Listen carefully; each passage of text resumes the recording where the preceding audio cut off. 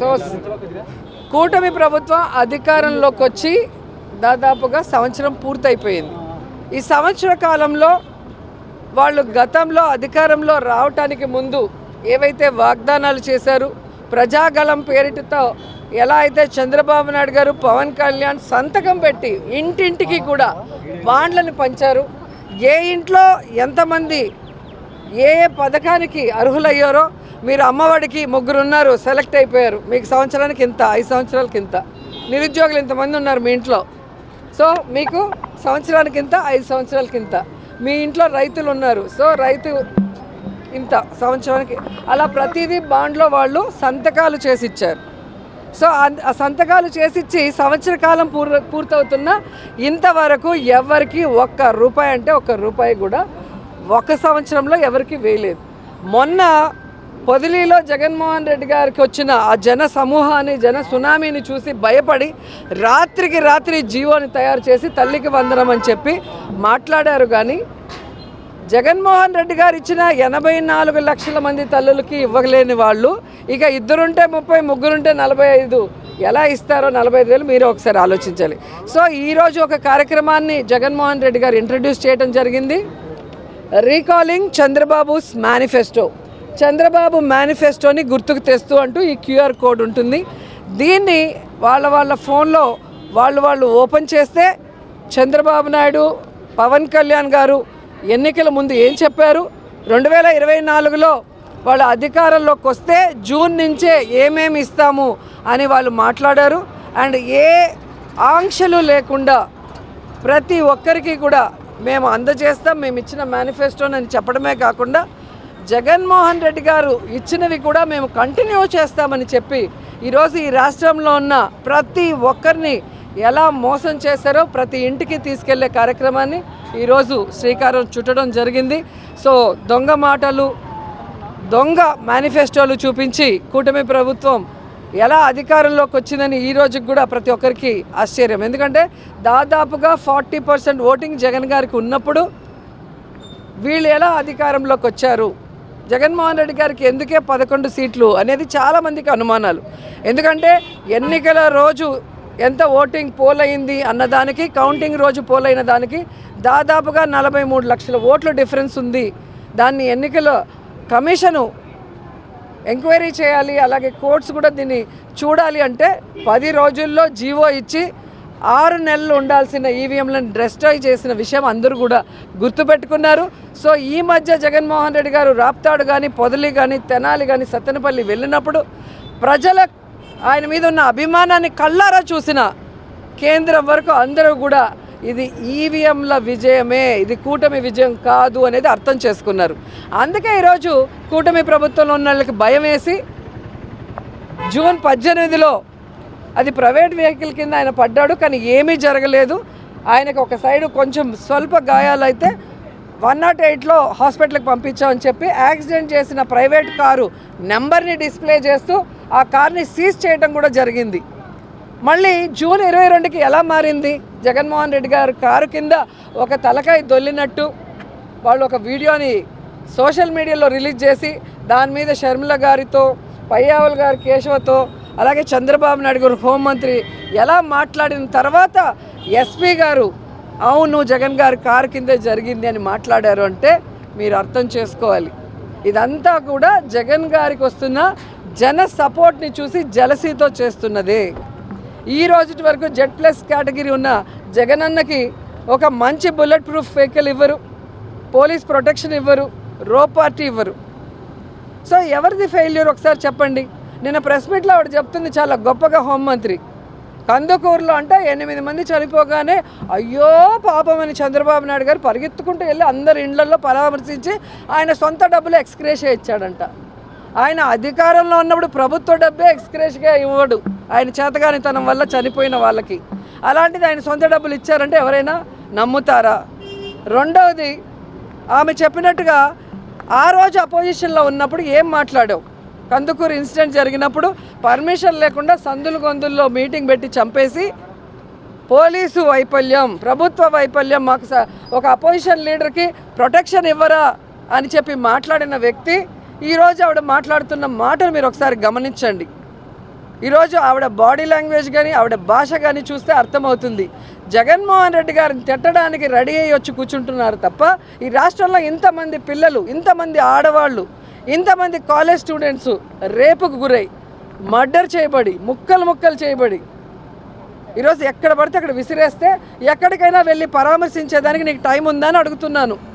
కాలు మీద కాలు వేసుకొని, చుడిదార్ వేసుకొని, మేకప్ వేసుకొని, సెల్ ఫోన్లో వీడియోలో మొన్న కుప్పంలో జరిగిన ఇన్సిడెంట్లో ఒక ఆవిడికి మాత్రం పరామర్శ. ఇది మానవత్వమా? ఈవిడ జగన్ గారి మానవత్వం గురించి మాట్లాడటం హాస్యాస్పదంగా ఉంది.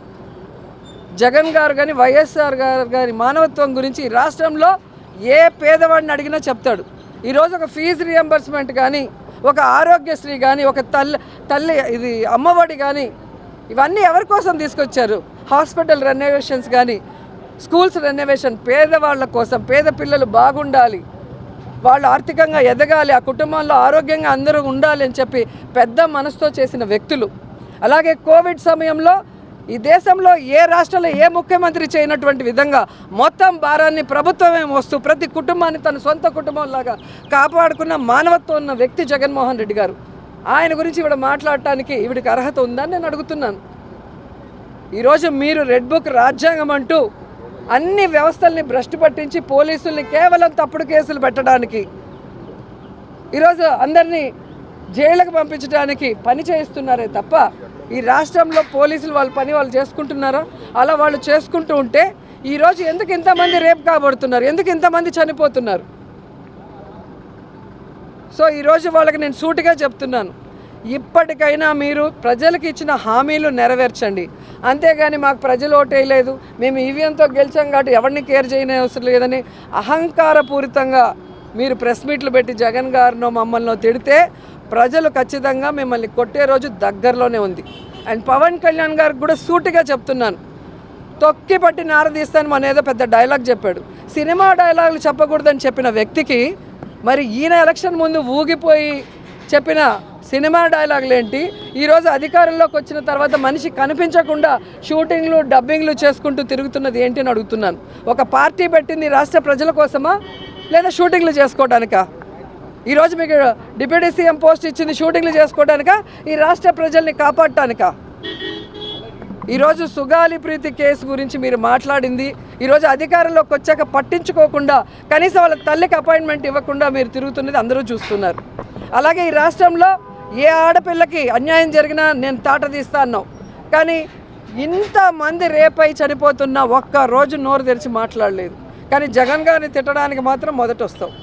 సో ఈ రాష్ట్రంలో ప్రజాగళం పేరుతో చంద్రబాబు నాయుడుతో కలిసి మీరు సంతకం చేసి ఈరోజు ఏవి ఇవ్వకుండా ఈ ప్రజల్ని మోసం చేసినందుకు, ఈ రాష్ట్రంలో ఆడపడుచులకి అండగా నిలబడకుండా వాళ్ళు చచ్చినా రేప్ కాబడినా వాళ్ళకి ఇచ్చిన వెల్ఫేర్ స్కీమ్స్ ఇవ్వకుండా మోసం చేసిన గమ్మునున్నందుకు మిమ్మల్ని, చంద్రబాబు నాయుడిని, హోంమంత్రిని, లోకేష్ని రాష్ట్ర ప్రజలు తొక్కి పెట్టి నార తీస్తారన్న విషయాన్ని గుర్తుపెట్టుకోండి అని తెలియజేసుకుంటున్నాను. అదే కదా చెప్పాను. కేవలం జగన్మోహన్ రెడ్డి గారు ప్రజల్లోకి వెళితే దేశమంతా ఒక చర్చ జరుగుతోంది. ఈయన ఓడిపోలేదు, ఏ విధంగా ఈవీఎంని మ్యానిపులేట్ చేశారనేది చర్చ ప్రారంభమైంది. కాబట్టి జగన్ గారు మీటింగ్లకు రాకూడదు. సో గతంలో వెళ్ళిన ప్రతి మీటింగ్లో మీరు చూస్తే రాప్తాడ్లో కానీ, పొదిలీలో కానీ, తెనాలిలో కానీ, సత్తెనపల్లిలో నాయకుల మీద, ఇన్ఛార్జీల మీద కేసులు ఎలా పెట్టారో మీరు చూశారు. సో అవి కూడా దాటి ప్రజలు ఆయన మీద అభిమానంతో పరుగులు తీస్తుంటే ఇక లాస్ట్కి ఒక ఏఐ వీడియోని తీసుకొచ్చి కరెక్ట్గా తలకాయ ఆ టైంలో కారు కింద నలుగుతుందని ఎవరికి తెలుసండి? ఫ్రేమ్ అక్కడ పెట్టుకోని ఉన్నారు, ఇలా రొటేట్ అవుతున్నట్టు. మరి ఆ ముందు వీడియో ఏది, ఆ తర్వాత వీడియో ఏదని నేను అడుగుతున్నాను. మరి అన్ని ఛానల్స్లో ఆ వ్యక్తిని స్వల్ప గాయాలతో లేచి కూర్చొని తర్వాత అంబులెన్స్ ఎక్కెళ్ళింది ఉంది కదా, మరి అంబులెన్స్ ఎక్కిన వ్యక్తి చనిపోయాడంటే ఎవరు చంపారో, ఈ కూటమి ప్రభుత్వంలో ఏ పెద్దలు చంపారో బయటికి రావాల్సిన విషయం ఉంది. సో అది రాకుండా ఈరోజు వాళ్ళు బుల్లెట్ ప్రూఫ్ వెహికల్ని తీసుకుపోయి ఏదో చేయాలనుకుంటున్నారు. ఈరోజు బుల్లెట్ ప్రూఫ్ లేకపోయినా, మీరు పోలీసులు రోప్ పార్టీలు పెట్టకపోయినా, జగన్మోహన్ రెడ్డి గారు ప్రజలకు ఒక సమస్య అంటే ఆయనను ఆపే తరం ఎవరి వల్ల కాదు. అలాగే ఆయన వెనక పరుగులు తీసే ఆయన అభిమానులు వైఎస్ఆర్ అభిమానుల్ని ఆపే తరం ఎవరి వల్ల కాదు అనేది తెలుసుకోండి. మేడం, జగన్ గారు డైరెక్ట్గా నిరసనలో పాల్గొనట్లేదు అనే విధంగా టీడీపీ అనేకసార్లు విమర్శ చేస్తుంది. ఈరోజు ఆ నిర్ణయం కూడా తీసుకున్నారనే ఒక్కడికైనా ఇక్కడ ఇల్లుందా అని నేను అడుగుతున్నా. 4 సార్లు ముఖ్యమంత్రి అయ్యాడు చంద్రబాబు నాయుడు, ఇల్లుందా? పవన్ కళ్యాణ్కి ఇల్లుందా? ఏ లీడర్కి ఉంది చెప్పండి? షర్మిలమ్మకి ఇక్కడ ఇల్లుందా? జగన్మోహన్ రెడ్డి గారికి పులివెందులో ఓటు ఉంది, ఇల్లుంది. ఈరోజు రాష్ట్ర ముఖ్యమంత్రిగా ముందు ప్రతిపక్ష నాయకుడిగా ఇక్కడ ఇల్లు కట్టుకొని అందరికీ అందుబాటులోకి వచ్చి తర్వాత అధికారంలోకి వచ్చి ఇక్కడి నుంచే పరిపాలించారు. ఈరోజు ఒక్కరోజు 2 రోజులో బెంగళూరుకి పోతే బెంగళూరుకి వెళ్ళిపోయాడు అని మాట్లాడతారే. మరి ప్రతి శుక్రవారం హైదరాబాద్కి పోయే చంద్రబాబు నాయుడు ఏమనాలి, పవన్ కళ్యాణ్ ఏమనాలి, లేదా లోకేష్ని ఏమనాలి, మంత్రివర్గాన్ని ఏమనాలి? వీళ్ళు ప్రతి శుక్రవారం హైదరాబాద్కు పోవటం వల్లే కదా విజయవాడ ఆల్మోస్ట్ మునిగిపోయింది, పిఠాపురం మునిగిపోయింది. ఇలా మాట్లాడతారు జగన్మోహన్ రెడ్డి గారి గురించి. సో మీకు ఓటు లేదు, ఇల్లు లేదు. జగన్ గారి మీద భయంతో ఇప్పుడు రెంట్ ఇల్లులు తీసుకొని కొత్త ఇల్లులు కట్టుకుంటున్నారు. ఓట్లు అక్కడో ఇక్కడో పెట్టుకున్నారు. ఏ నియోజకవర్గాల్లో నించుంటామో మీకే తెలియక ఎక్కడో పిఠాపురం నుంచి విజయవాడలో ఓటు వేసినారు పవన్ కళ్యాణ్, మీరు చూశారు. అంతకుముందు ఎక్కడ వేస్తారో చూడండి. చంద్రబాబు నాయుడు 4 సంవత్సరాలుగా ఎక్కడ వేస్తున్నాడో చూడండి. 4 సార్లు ముఖ్యమంత్రి అయ్యాడు కదా. సో 20-25 ఇయర్స్గా ఎక్కడ ఓటు వేస్తుంది ఆ ఫ్యామిలీ చూడండి. వాళ్ళకి ఈ రాష్ట్రం మీద ప్రేమ లేదు, ఈ రాష్ట్ర ప్రజల మీద ప్రేమ లేదు, కేవలం అధికారం మీద మాత్రమే వ్యామోహం. ఒక జగనన్నకి వైఎస్ఆర్ గారికి మాత్రమే రాష్ట్ర ప్రజల మీద గౌరవం, ప్రేమ, వాళ్ళకి మంచి చేయాలన్న ఆలోచన ఉంది. కాబట్టి వాళ్ళ ఓటు కడపలో ఉంది, వాళ్ళ ఇల్లు కడపలో ఉంది. అది చాలు కదా.